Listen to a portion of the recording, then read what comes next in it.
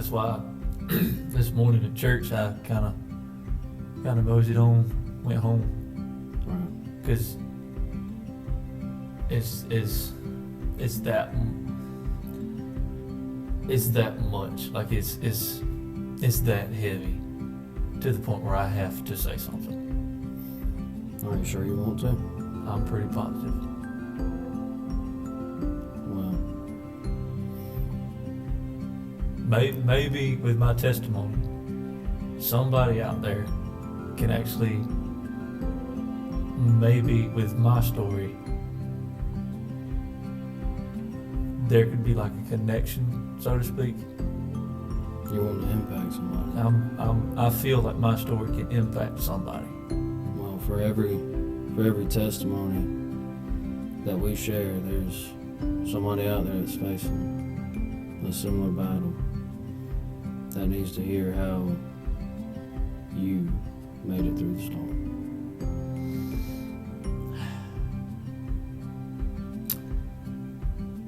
I think it's time.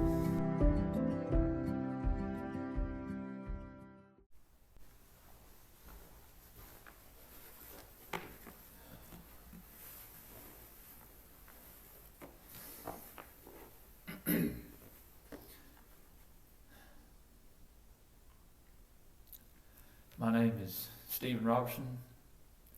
I was born April 8th, 2002 by my lovely mother, Jamie Robertson, and my great father, Brad Robertson. I have two older brothers. Their names are Caleb and Will Robertson. And I have two lovely sister-in-laws, Ashley and Tori. I have a late grandfather, goes by Papa, still my Papa to this day. I talk to him every time I can. I have a pastor in my family. He's also my grandfather on my mom's side. He's Pawpaw. And my step-grandfather, who is still my grandfather, my Pop. And I can't forget my Mama and my Mimi. That's my family. I have a few great friends. Their names are Lee Albritton,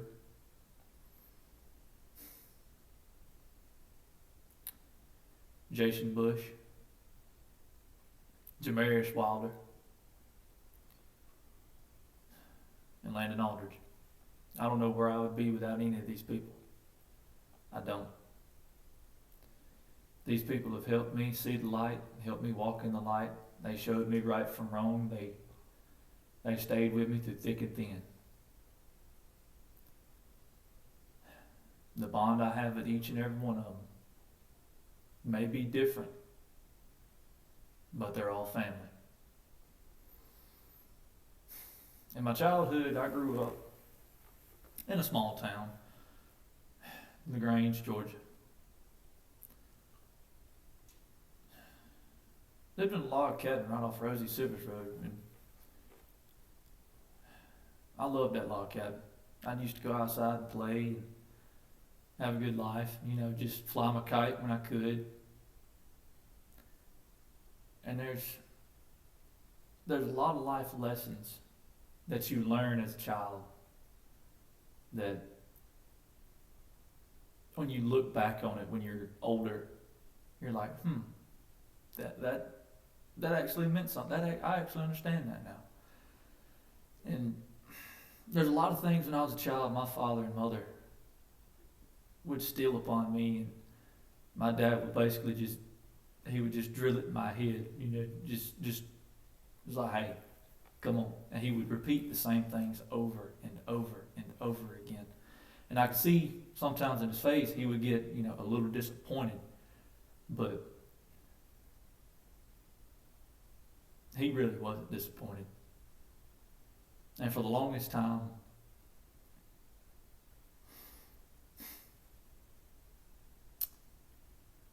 me and my father, I always figured he was out doing something, and I always wanted to go with him. And I would always forget to ask, like, hey, Daddy, you going here? May I go? I'd never ask him. And finally, I talked to my mom, and I was like, how come I don't feel, how come I think Daddy don't love me? For about a good solid few months of my life, I thought my dad had basically disowned me. But it wasn't that. I quickly realized my father is, I am like my father. If you going, come on. Get in the truck. Let's go. And now me and my father, he's my best friend. And he's one of the greatest men I've ever had the pleasure of knowing, as a father, as a brother, and as a friend. He's taught me so many things in this life that I can look at somebody dead square in the eye and tell them that, hey, you're wrong on that, and be completely truthful and knowing that they are wrong. He taught me all the things a father and son should bond over: how to fish, how to swim, how to hunt, how to fix your truck, how to take care of how to treat a woman. And he instilled a lot of wisdom on me, much like my grandfather's. And my papa, every time my grandfather, my papa, every time I would go over to his house, it's like I'd seen him for the first time every time. I'd go up, I'd run, I'd jump in his arms. I didn't stand but 3 foot. I looked at him like he was a giant. And I'd always jump up. And my nickname for him was Connor Bug. That's what I go by with my family, is Connor. Every time I saw him, "What's up, Connor Bug? How you doing?" Every time I'd get a chance, I'd go over. We'd go horseback riding sometimes. Whenever we were around horses, we would go fishing. And not too long ago, he passed away. And I saw him in Dollar General. And I looked at him, I said, "Hey, Papa, how you doing?" He said, "I'm doing fine, Connor Bug. How about yourself?" And my grandfather struggled with cancer for a long time. A long time. And my last words exchanged with him were, "When you get out doing what you're doing, me and you are going fishing."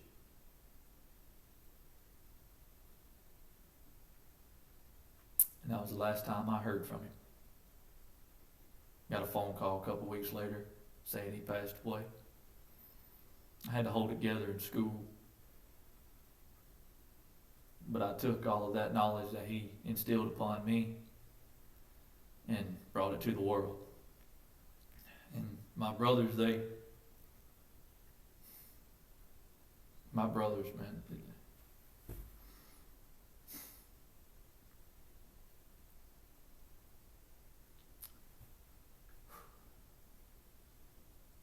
they kept me straight and narrow. If it wasn't for them, I don't know where I'd be. I'd always go off, do my own thing, get lost, whether being thought or just regular lost. My oldest brother Caleb, me and him had a falling out a couple of years ago. I was about 11 or 12 years old. I didn't speak to him for almost 2 years. If I did speak to him, it was, "Hey, bye, be careful." That was it. Didn't speak to him for 2 years. Couldn't get a grasp on, hey man, let's hang out, let's do this. Let's go Let's go bowling, let's go fishing, let's go hunting, let's go play pool, let's go play basketball, or let's just go on a dirt road and just ride around until the sun goes down. Just chill out and have like brotherly bonding time. And then came along his now wife, Ashley. I met her. I tried to run her off. I tried to, because she was taking in my eyes, she was taking my brother from me because I was young. I didn't know what dating was at that time. I was still ignorant on love. I didn't understand it. And in about that time, she saw me, and first time she saw me, she gave me a big hug. She said, "I've heard a lot about you." And she just hugged me again. And a couple months later, my brother calls me out of the blue, and my brother never calls me, ever. Caleb never called me for anything. He always knew that either when he was busy, he never got a chance to, or he always knew that I was doing something, because I always have to be busy. And he just called me one day. He's like, "Hey man, you want to go bowling?" Yeah, I'd like that. I'd like to go bowling with you. I was confused at why he called me. I was confused at why he wanted to go bowling all of a sudden. I thought something was going down in the family, so I called everybody that I knew in my family. I was like, "Hey, what's going on with my brother? What's going on in the family?" Because normally when somebody comes up to you and they're trying to get you out and do something, something has happened within life, whether it be big or small. But that night we went bowling. And of course I was 21, so we had a few beverages, just a few. And by the time we got done bowling, everybody had drank a bunch of water, and we took back off. We went to the movies, and after the movies we went home. And he said, "Man, crash on the couch if you want to." And I told him, "No, man, I got to go home." I said, "This is your home." I said, you got a wife, you got a baby on the way. I don't want to impede. I don't want to impose." And he just looked at me. He said, "Brother, you're tired. Go to bed." And I just sat down on the couch, passed out. As soon as I sat down, I passed out. Now, here's a story with me and my other brother, Will. Bear with me here. Me and Will, we always got along to a certain point of, let's drink. Every time me and Will would drink beer, we would go out, we'd have a good time, we'd party. And we'd go do this, we'd go do that, I remember one time we were drinking pretty heavy, partying and such. And we ended up about 4 counties out from our house. We had to be home. It was a Saturday night. We had to be home for Sunday church. And then for school Monday through Friday. We get a phone call from our parents. And it really wasn't a good phone call. Especially from your mama saying, "Hey, if you don't come home, y'all think y'all are grown, y'all can be grown." It was one of them come to Jesus talks with your parents. And I know a lot of people have had those talks, but they didn't mean anything by it. They just wanted their kids home. So me and Will, we loaded up. We drove straight home. Not worrying about any consequence, not worried about nothing, just straight home. We get home, the door's locked. We sit out. It's raining, it's cold. About 10 minutes later, my mom, she comes, unlocks the door. she hands us both a towel and says, y'all go to bed. We'll get up for Sunday church in the morning. We get up, we go to church. And at about that time, my mama, she snatches me and Will up. She takes us to the pulpit. She says, y'all better start praying. We prayed. I prayed so much, I thought I was speaking tongues. I was talking to the good Lord like He was my best friend. And of course, we got grounded for like 3 months, but I mean, got our curfew knocked down to 9 o'clock, and it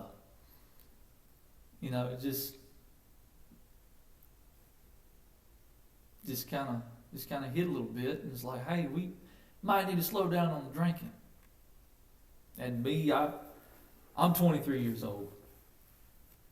I'm not proud of it, but I started drinking at the age of 17.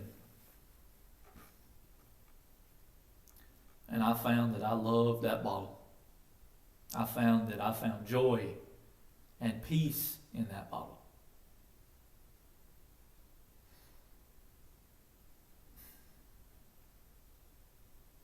That was about the only addiction I struggled with.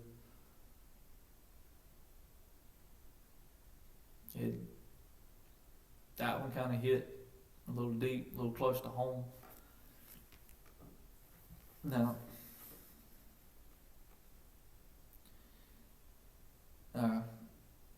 diving into that, every day, it was 2 to 3 beers. Breakfast, lunch, and dinner.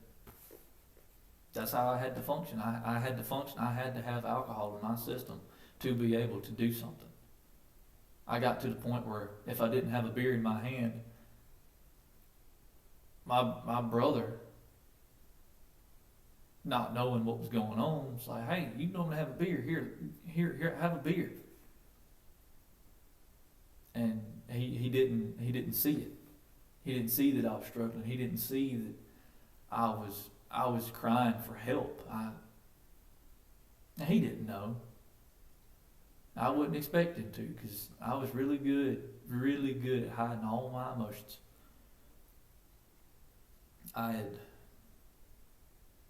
One day I found myself living in Columbus.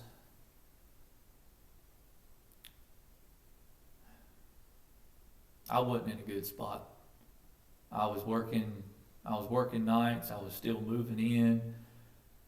So after I'd get off a 12-hour shift, I would shag tail all the way to the house, pick up all my stuff, and move it into my new house.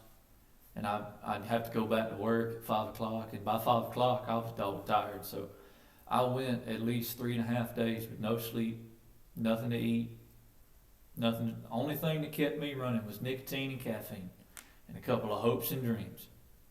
Because I was hoping to become a big shot, make some cash, save up, buy a bigger house, help pay all my family's bills, and try to give back for 18 years of my parents having to put up with my crap.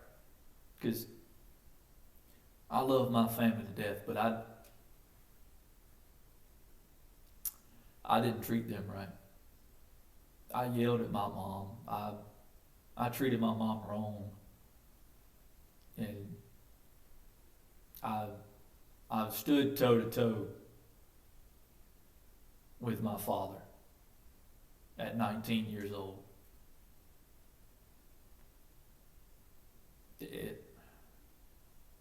Now, standing toe to toe with a grown man, the man who gave you life, the man who cared for you, changed your diapers, made sure you had clothes on your back, food in your belly, roof over your head, and an education, and hopes to a good future. I said some things to that man that to this day I still regret. But I know he's forgiven me. And I forgave myself too for it. But they still weigh on me. Yeah, the past is the past. It's under the blood, but sometimes when you get deep in thought, you kind of things start replaying in your mind, and you realize, hey, at that time, that wasn't you. That was not you. You wake up and smell the coffee. You're a better man now. Me and my brothers got in fights, and I'm not talking verbal. It was to the point where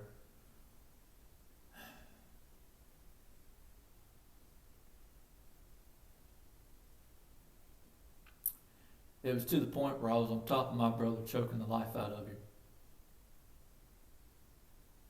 Because at that time, when I was of that age, I had had enough of him. And then something came over me, like a weight, just knocked me over. And I come to realize that I was about to take the life of my brother at that moment. I didn't want to do that.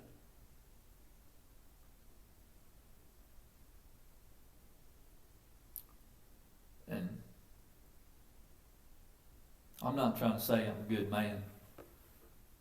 Lord knows I'm trying. Lord knows I'm trying to get there.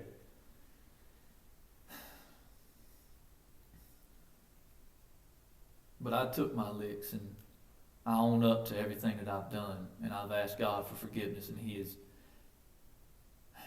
has shown me the way, shown me everything. But knowing that, of me doing that to my brother, when I moved into that house in Columbus, I got so drunk.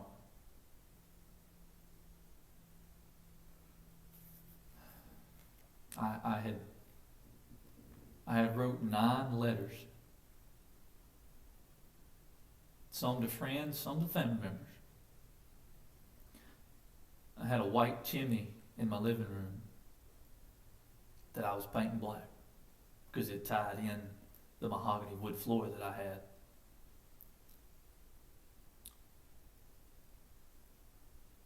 And I called my family. I said, hey, what y'all doing tonight? They said, oh, we over here at so-and-so's. We gonna throw a little shindig and have a couple of beer. You can come. We would like to see you here. We ain't seen you in like 6 months. And at that point, I was like, I'll be able to make it. I can make it. Then I turned to the bottle. Jim Beam was my best friend that day. But I quickly found out he was my enemy. I turned to that bottle and I just turned it up. Drank the entire bottle. Went to my fridge, grabbed a couple of beers, polished them off, and I found an old bottle of Jack Daniels that ain't seen the light of day in like 2 years. I cracked the seal on it. I started drinking it, and I wrote them letters out, and I called my brother. I said, hey man, you going out to that party tonight? He said, yeah. He said, you gonna be there? I said, I'm gonna try to make it. He said, all right man, well I hope to see you there. Be careful, I love you. I said, all right, love you too. Hung up the phone. By that time I sent a group text. My mom, my 2 sisters-in-law, and both my brothers. I left my father out of it. And I'll tell you why here in a minute. I sent that text message out and I texted, I love y'all, and I'll see y'all later. Hit send, stacked them 9 letters up nice and neat like, set them down by my feet.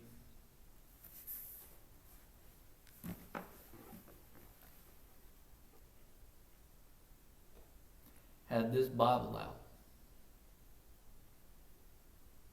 This exact Bible.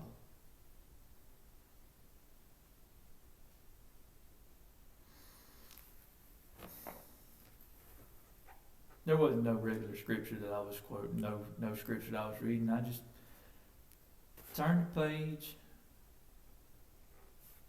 so and so. And I just opened the book. And I just started reading. Picked up the bottle, took a swig.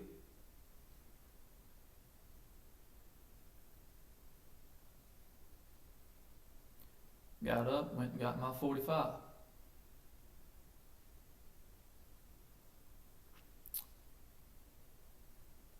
Put around in the chamber 8 times. Every single one of them misfired. And about that time, I hear knocking at my door. The door gets busted down. In walks in my brother Will and my best friend Jamarius Wilder. They pick me up. They put me in the car. They drive me home. I didn't text my father that I loved him for one reason.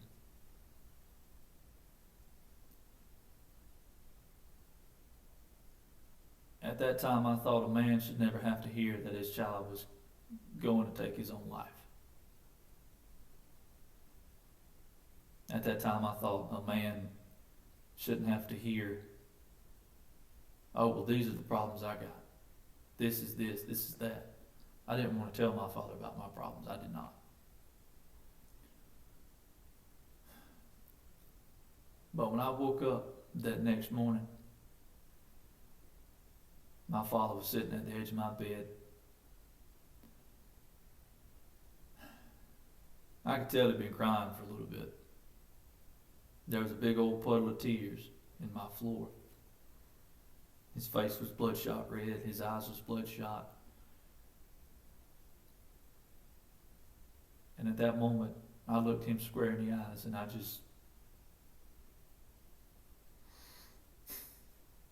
cried just like a baby. He picked me up and he held me.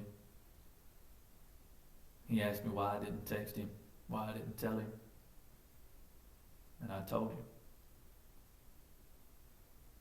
I didn't want you to know because I loved you that much. I didn't want him to find out that his son didn't want to live anymore.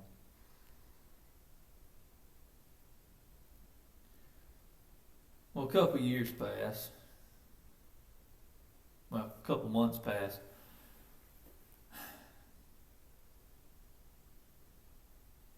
We ended up going to my brother Caleb's wedding.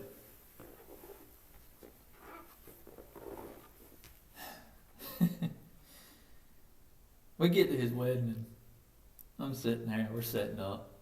I just got off work. It's about 6 o'clock that morning and I got off at 5. He called me and said, hey man, I need your help setting up for the wedding tomorrow. I was like, 10-4, I'll be there. I hauled tail to where he's getting hitched at. I helped him set up all day. Went to that, I don't know what to call it before the wedding. I think it's the reception party the reception party. Both of my brothers came to me. They didn't hand me no liquor drink. Lord knows I used to love that liquor. They handed me a beer. The nastiest beer known to man. It was an IPA. They said, there's your beer. I took one sip of it, spat it out, set it down. Didn't touch it. Now, knowing that I was an alcoholic, I asked permission.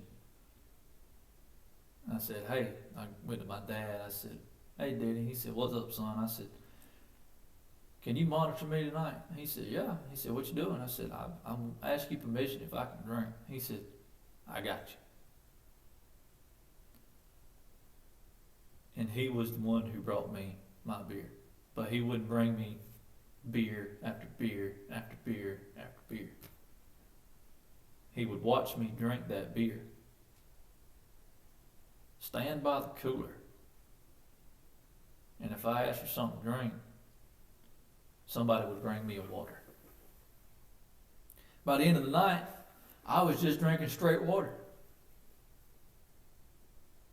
I was going to the bathroom 9 times out of 10. I was running people out like, hey, I got to go to the bathroom, dog. I've been drinking a lot of water tonight.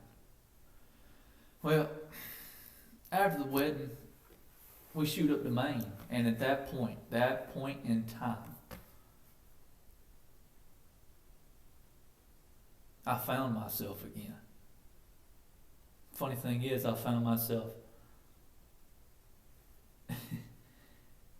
There's a lighthouse in Maine, right outside of Biddeford. Can't remember where it is, what name of it is, but used to be an old naval base right there beside it. And at that point, I walked out into a little cliff face that was open for an area you could walk through.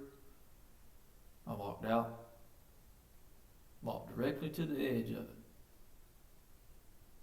I had my phone, I was taking photos and whatnot. And I just happened to lean over and look down.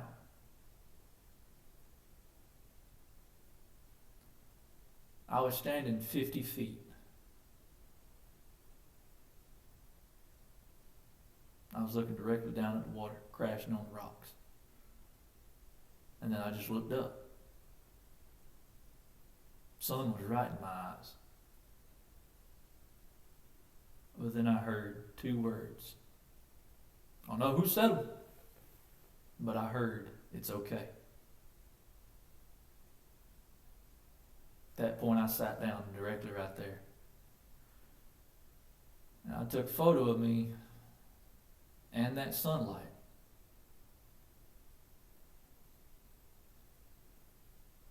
I had a small smile on my face.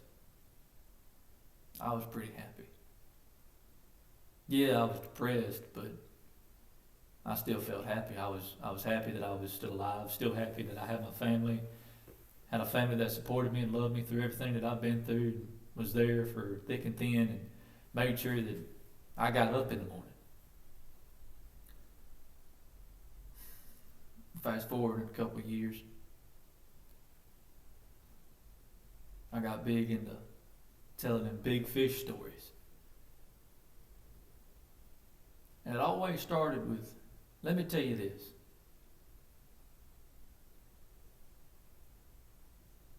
I had an old girlfriend that always could tell. Always could tell when I was talking straight out my butt. I mean, I was pulling them out of thin air and reading them off like the back of my hand. I looked at this one dude, she was standing right beside me. I looked at him, I said, man, I caught a 20-pound bass out of my backyard pond the other day. She looked at me dead in the face, she goes, what backyard pond? I'm like, the backyard pond. You don't remember the backyard pond? She goes, baby, you don't have a backyard pond behind your house. You have a creek that's about 1.5 miles away from your house. And he finally just looked at me, laughed, and walked off. And I just looked at her, and I couldn't help but smile. She'd call me on my bullcrap all the time. All the time.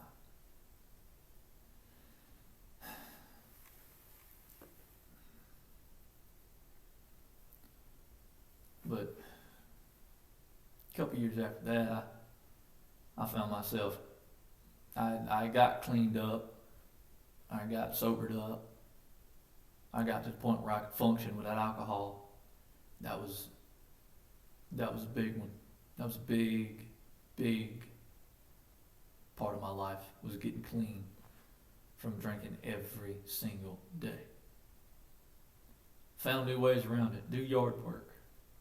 Cut the grass. Ever feel a hankering for a beer? Grab you a glass of water and chug the crap out of it. Do push-ups. Keep your mind off of it. Read the Bible. And there's a couple of them that I haven't wrote down right here. Give me a second. I wrote them down to help me remember. James chapter 4, verse 11. Humble yourselves in the sight of the Lord, and he will lift you up.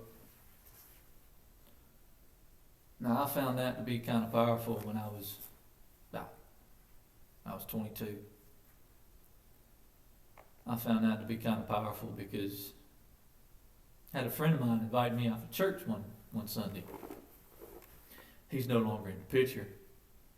He done moved on, started him a family. But he said, hey man, let's go to church. I was like, I'm liable to burn up, but shoot, I'll go with you. I ain't afraid to step in church. I said, but Lord knows, I'm probably going to get hot. He just looked at me and he said, no, you won't. He still loves you either way. And he slapped that in front of me. James chapter 4, verse 10. Now,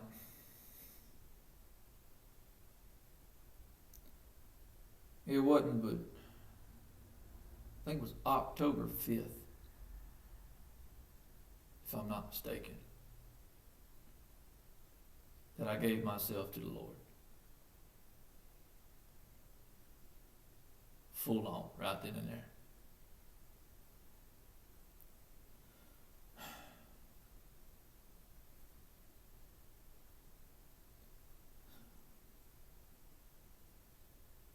But I couldn't have done it without my good friend Lee Albrecht.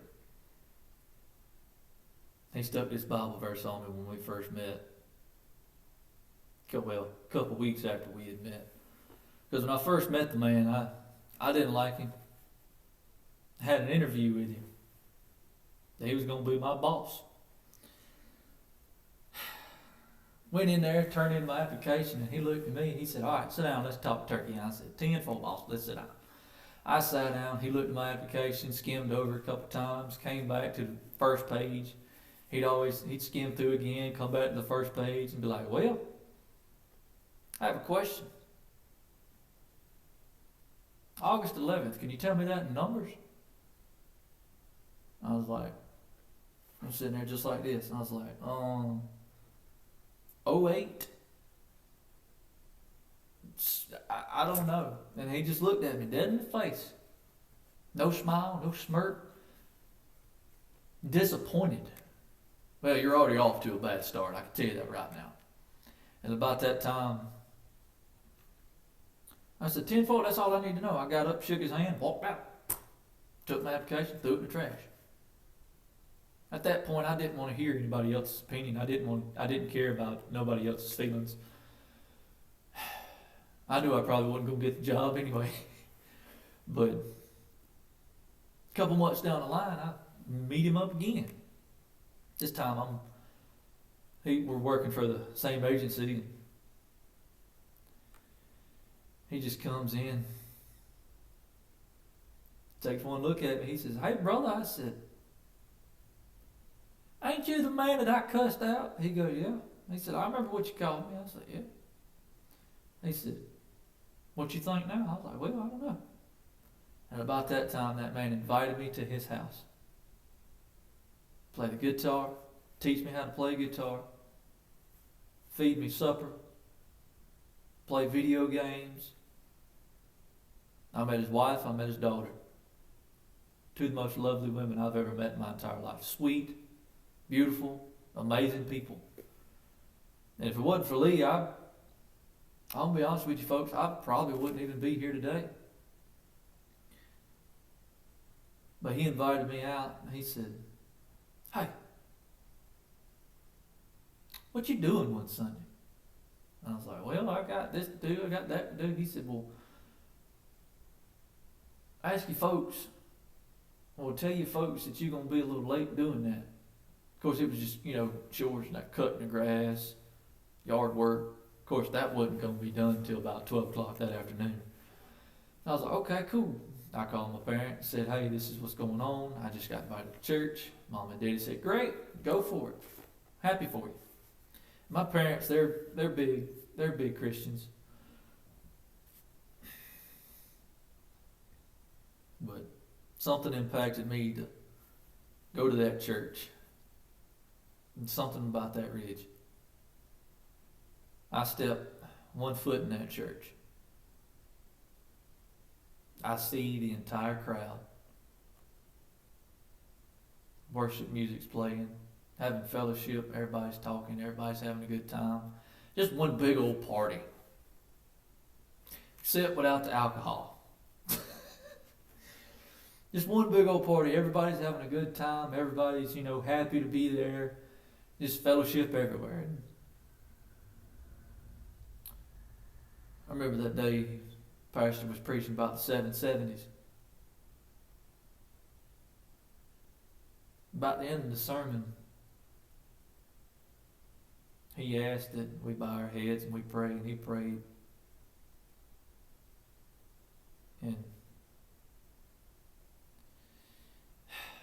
when he got done praying, he said, if you feel like you need to, he said, it's okay. He said, you ain't got to stand. It's not going to be no big ordeal. He said, we're not going to make fun of you for it. We're not going to ask you to join the church. We're not going to ask you to stay over for Sunday dinner every now and then. He said, we're just going to congratulate you. He said, so if you gave your life to the Lord today, stand up. About that time, I picked my hat up. I dropped it. Matter of fact, it was this hat. I picked that hat up. I dropped it. I stood up like I was jumping because I had fire ants on me. And about that time, I looked, and the amazing thing happened. I saw everybody stand. Everybody was clapping. The preacher was clapping. He's like, I'm so proud of you.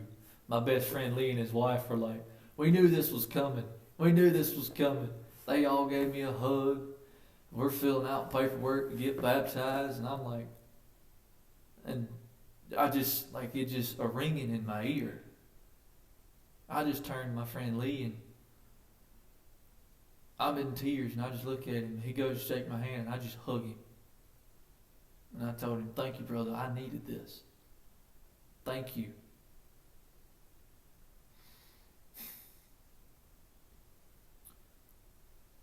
And he instilled a verse on me. Proverbs 27:17. Iron sharpens iron, so one man sharpens another. Hold each other accountable. Keep each other on the right path. Keep each other safe. Keep each other honorable. And love thy neighbor. Now, my most favorite verse in the entire Bible is James chapter 4, verse 7. Submit yourselves therefore unto God. Resist the devil, and he will flee from you.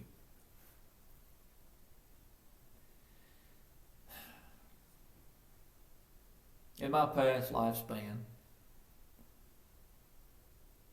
I walked with the devil. I met the devil face to face.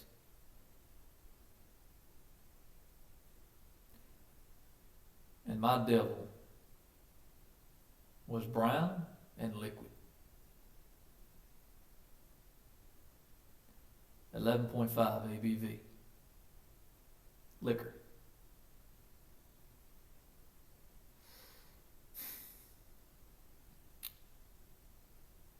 And I put that devil down.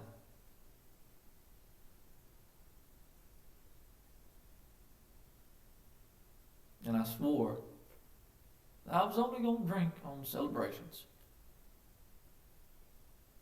And it held for a time. Of course, this was back in the past when I tried to put it down in the first place. I was like, you know what? I'm going to drink on celebrations. So like the wedding and everything else. But ever since I gave myself to the Lord, being baptized,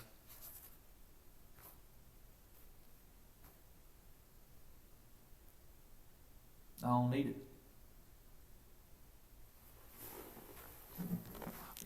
This is the only drug for me.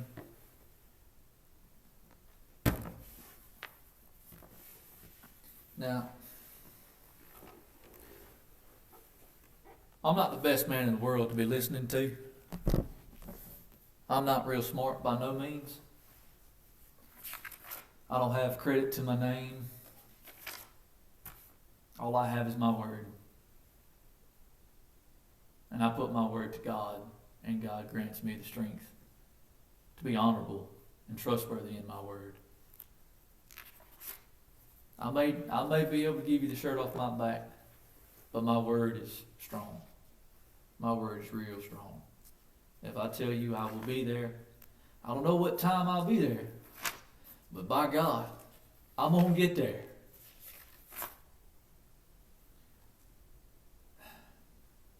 And there's one Bible verse that speaks to me in particular. Isaiah chapter 6, verse 8. And the Lord said, "Whom shall I send?" And I said, "Here am I. Send me."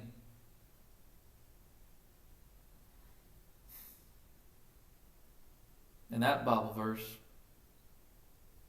instilled upon me that I should serve my country.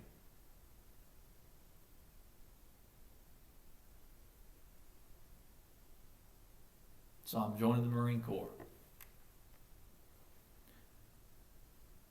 Go see the sights, see the world, live on the edge.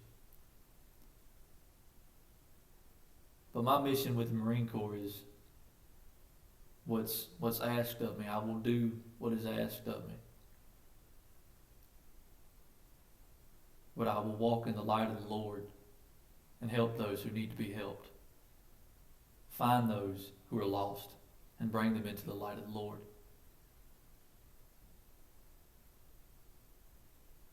Because this stuff you see on TV, this fake news stuff, this things going on, I'm tired of seeing it. I'm tired of seeing no change. I want to make a difference. I want to make a change. And that's why, it's one of the reasons why me and my best friend Lee, we started this channel. It's Not Afraid. Because there's a scripture here that states, I wrote it down this morning. If you haven't got the Holy Bible app, I highly suggest getting it. Because it gives you a verse of the day. Read it every morning. Do a little bit of devotional. That's what I do to get my day started. You do what you wish with what you may. You don't mess with a man's rituals, as they say. But let's see here. See if I can find it for you. Psalms chapter 56, verse 3. When I am afraid, I will trust in you. Now, if that don't speak for itself, I don't know what will. If you're afraid to do something, just like I was afraid that if I were to tell my family of my afflictions and to just not tell them, I was afraid I was going to be judged. I was afraid my family was going to doubt me, disown me. But ladies and gentlemen, I'm going to go ahead and tell you that's not the case. If you have a good friend or a really good family or somebody that you know that is trustworthy, that is there for you whenever you need be, call them, talk to them. Do not be afraid to tell somebody what's going on in your life.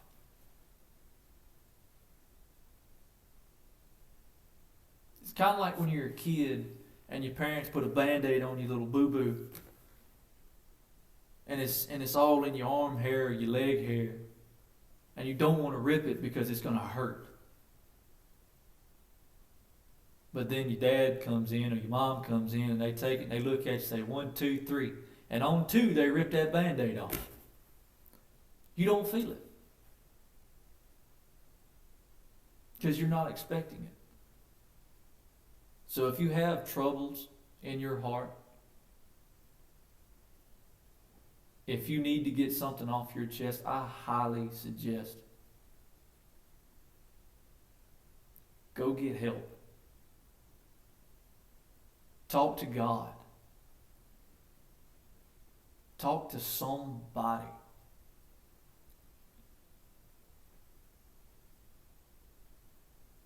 Because if this video has reached anyone going through the same motions that I went through, and you need guidance, feel free. Feel free to contact us.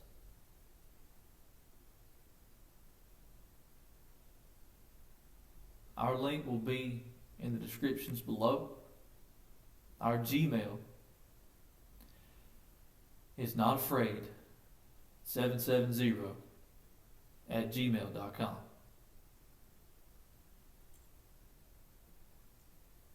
Excuse me. We are not afraid. At 770 or 770@gmail.com.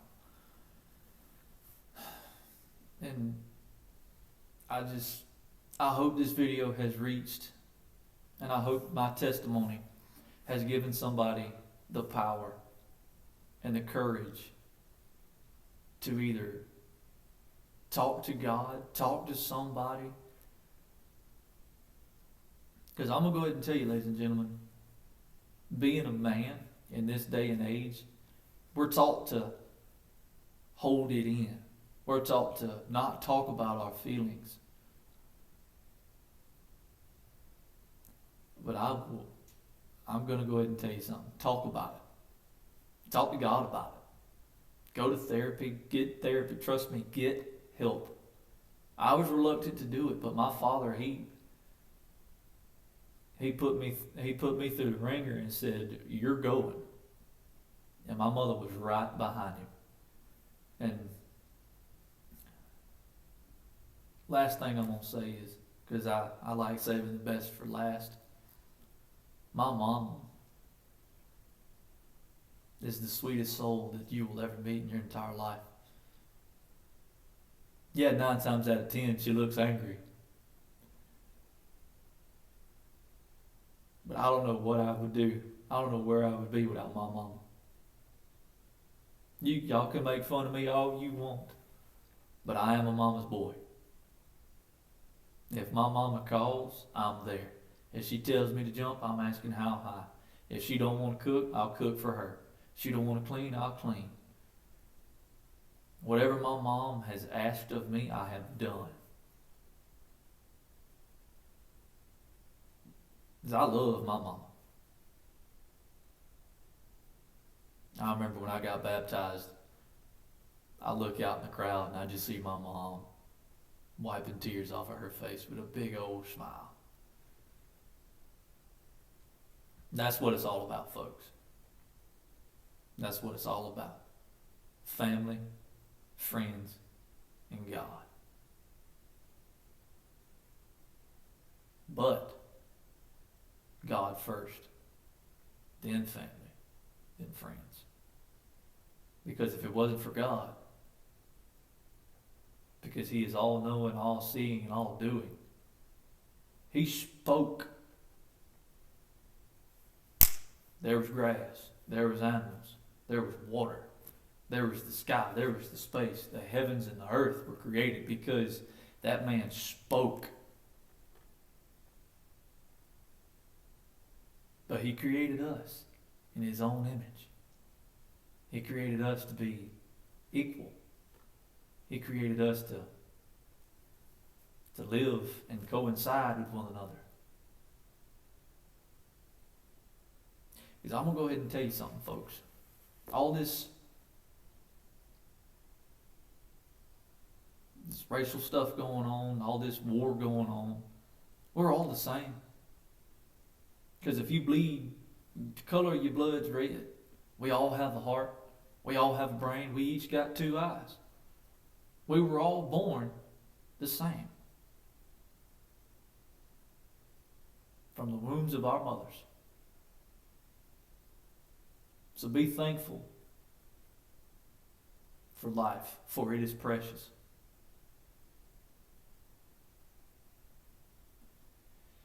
Most people don't know the gift that they have until it's lost.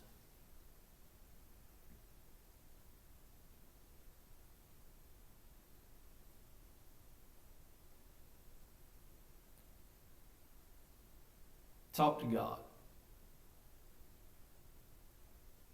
He'll get you there. Mr. Stephen Robertson, and he's going to have Lee Albritton is going to read his verse, Isaiah 6:8. I'm proud of you, Connor. His verse is going to be Isaiah chapter 6, verse 8. Also, I heard the voice of the Lord saying, whom shall I send, and who will go for us? Then I said, here am I, Lord, send me. Great verse. That's one of my favorite verses, brother. Appreciate it so much. Friends of Stephen, please stand. Oh, wow. So good to have all of you guys. Awesome. Man, you got a whole crew here, don't you? Awesome, man. I'm so proud of you. Have you asked Jesus Christ into your heart? Yes, sir. To be the Lord of your life? Yes, sir. You're going to put him first place every day? Yes, sir. I believe you will too, brother. Hey, Stephen, by your public profession of faith, it's my honor to baptize you, my brother. In the name of the Father, the Son, and the Holy Spirit. God is nothing but the blood of Jesus. Nothing